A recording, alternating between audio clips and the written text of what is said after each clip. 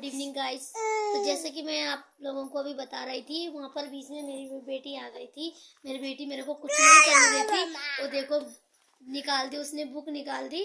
जो भी मैं निकालती हूँ ये निकाल, मैं तो अब इसके साथ थोड़ा इसलिए बैठ जाती हूँ तो गाइस इसके पास भी थोड़ा बुक दे देती हूँ और अपने आप भी थोड़ा बिजी हो जाती हूँ, क्योंकि बच्चे गाइस वही चीज़ें सीखते हैं जो हम उनके सामने करते हैं। क्योंकि अगर जैसे मैं बुक निकालती हूँ तो ये भी बुक निकालने लगती, बोलती मम्मा मैं पढ़ूंगी, आप नहीं मैं पढ़ूंगी। तो गाइस मैं आप लोगों को बता रही हूँ, जैसा कि आज का टॉपिक था,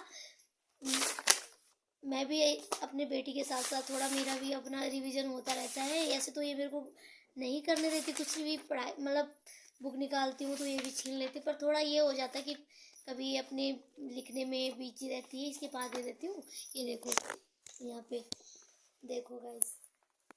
अब मैंने इसको दूसरी बुक पकड़ाई थी, नोटबुक भी पकड़ाई। बोली मम्मा मुझे यही पढ़नी है। आप क्या पढ़ रहे हो मम्मा? मम्मा मेरे को यही पढ़नी है, ये वाली बुक पढ़नी है। और अपनी बुक को उसने ऊपर छोड़ के आई।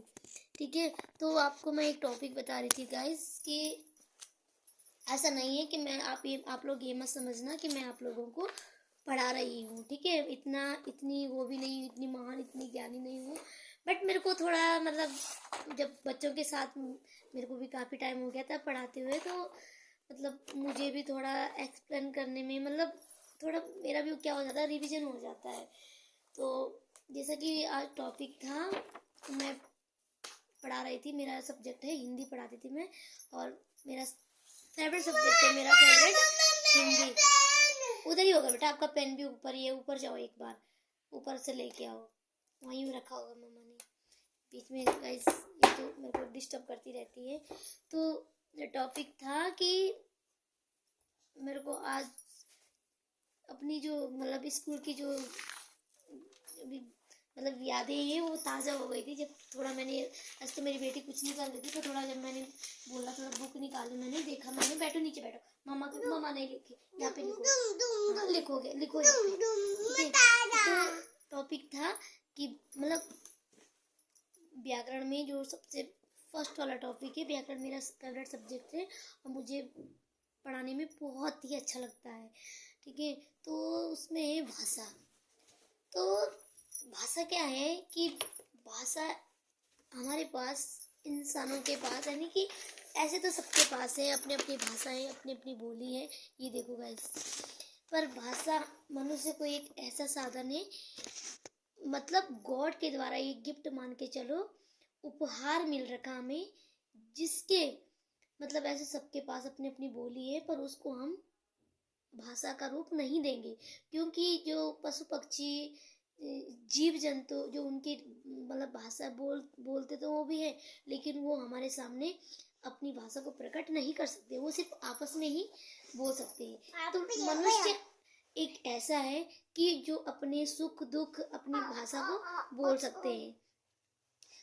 ठीक है, जब हमारे पास जब बोलने का साधन नहीं था, भाषा नहीं थी, तो मनुष्य क्या करता था, अपनी भाषा को संकेतों यानी कि इशारों के द्वारा दूसरों के सामने प्रकट करते थे। तो सांकेतिक भाषा भी एक भाषा का रूप है, लेकिन उसको हम मुख्य रूप नहीं मानेंगे भाषा का, क्योंकि भाषा के जो रूप है वो दो ही है, लिखित भाषा और मौखिक भाषा। क्योंकि कहीं कहीं पर हमें सांकेतिक भाषा का प्रयोग करना पड़ता है, लेकिन हर जगह, खास करके हम विद्यालय में हम भाषा का दो ही रूप से मतलब प्रयोग कर सकते हैं। एक तो लिखित भाषा होगी और एक होगी मौखिक भाषा। ठीक है, लिखित भाषा जैसे हम लिखकर अपना मतलब अपनी भाषा को दूसरों के सामने प्रकट करते हैं, और मौखिक भाषा है कि जैसे हम बोलकर अपनी भाषा को प्रकट करते हैं। जैसे विद्यालय में अध्यापक पढ़ाते हैं, अध्यापिकाएं, और बच्चे उसको क्या करते हैं, सुनते हैं और पढ़ते हैं। ठीक है, तो हाँ, ये गाइस मेरी बेटी है, ये देखो अब मैं कुछ बातें कर रही हूँ तो बोल रही मेरे को नींद नहीं आ रही है।